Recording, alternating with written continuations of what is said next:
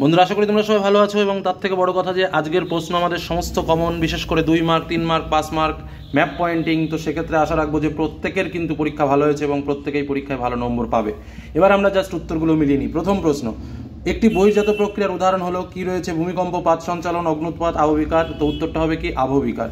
দ্বিতীয় প্রশ্ন, পার্বত্য হিমবাহের শীর্ষদেশে হিমবাহ ও পর্বতগাত্রের মধ্যে, তো আমি তোমাদের বারবার বলেছি হিমবাহ আর পর্বতগাত্রের মধ্যে হলে বার্গস্ক্রুন্ড, আর দুটো বরফের মধ্যে হলে ক্রেভাস। তো উত্তরটা কি হবে?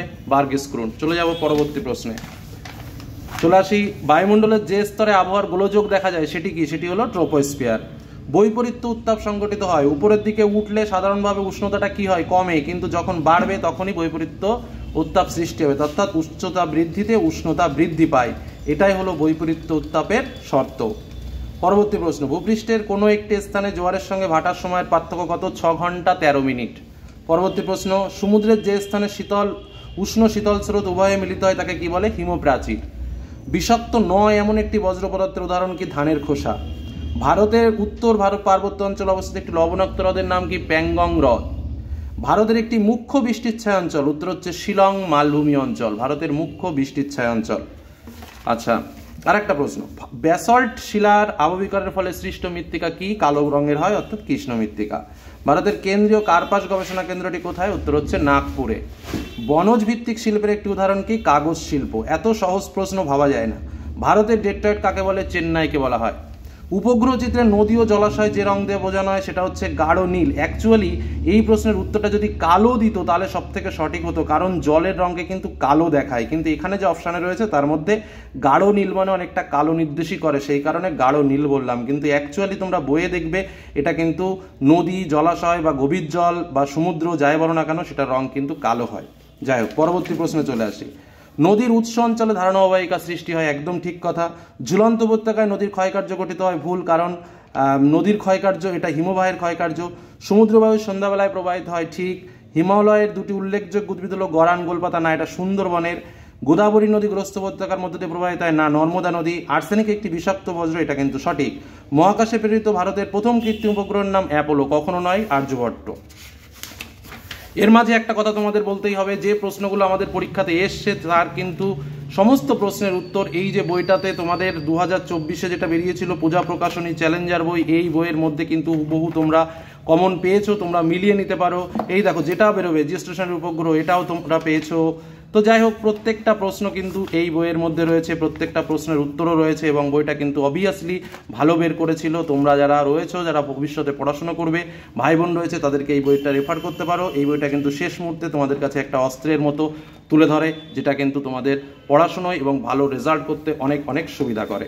চলে যাব তার পরবর্তী প্রশ্নে। এবার আসবো আমরা শূন্যস্থান পূরণ। প্রপাত কূপ সৃষ্টি হয় কোথায়? জলপ্রপাতের পাদদেশে। তাহলে উত্তরটা কি হচ্ছে? জলপ্রপাত। বায়ুপ্রবাহ সমুদ্র স্রোত বিক্ষিপ্ত হয় কোন শক্তির প্রভাবে? কোরিওলিস শক্তির প্রভাবে। নিরক্ষীয় অঞ্চল ড্যাশ ধরনের বৃষ্টিপাত সংরক্ষিত হয়? পরিচলন। শীতল ড্যাশ স্রোতের প্রভাবে নিউফাউন্ডল্যান্ড অঞ্চলে শীতকালে তুষারপাত হয়? ল্যাব্রাডর। ব্যবহৃত ইঞ্জেকশন সিরিঞ্জ একটি কি? চিকিৎসা সংক্রান্ত বজ্র। কেউ যদি বিষাক্ত বজ্র লেখো সেক্ষেত্রে উত্তর সঠিক হবে।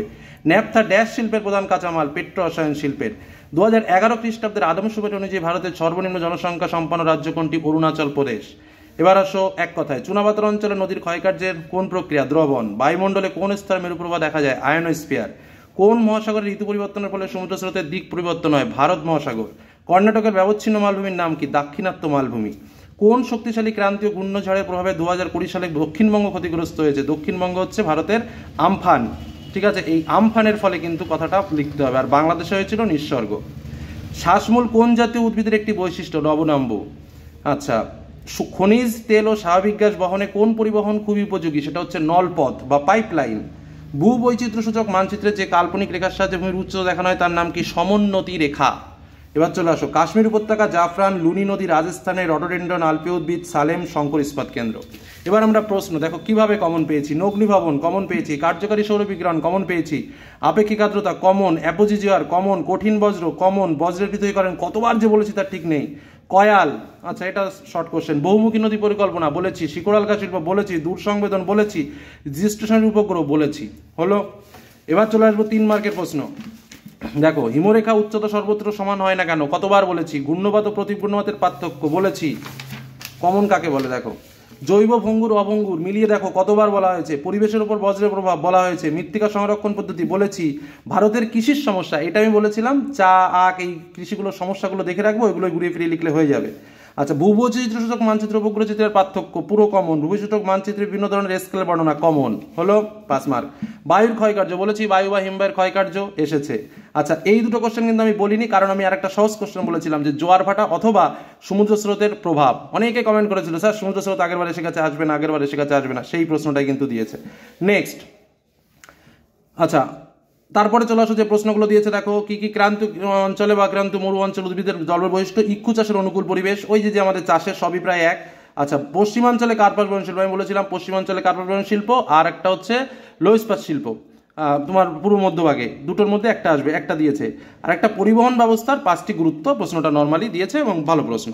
তো ওভারঅল প্রশ্ন ম্যাপ পয়েন্টিংটা একটু দেখে নিই, যে ম্যাপ পয়েন্টিং সাজেশন দিয়েছিলাম মিলিয়ে নাও যাও। মেঘালয়, মালাবার, নর্মদা শীতকালীন মৌসুমী বৃষ্টিপাতযুক্ত অঞ্চল, একটি লবণাক্ত মাটি, ভারতের কেন্দ্রীয় বনভূমি গবেষণা কেন্দ্র, পূর্ব ভারতের চা উৎপাদক অঞ্চল, উত্তর ভারতের বৃহত্তম মোটরগাড়ি নির্মাণ শিল্প, পূর্ব উপকূলের স্বাভাবিক বন্দর বেঙ্গালুরু। এই হলো আমাদের প্রশ্ন এবং উত্তর তোমাদের সামনে শেয়ার করলাম। তো আলোচনাটি কেমন লাগলো অবশ্যই জানাবে। আর যেটা বললাম যে সামনে পরীক্ষা রয়েছে, শুরু করে দাও পড়াশোনা আবার। আর যারা পরীক্ষা দেবে তাদের জন্য বলি চ্যানেলের সঙ্গে থাকো, সবসময় তোমাদের উপকার করবে। ধন্যবাদ।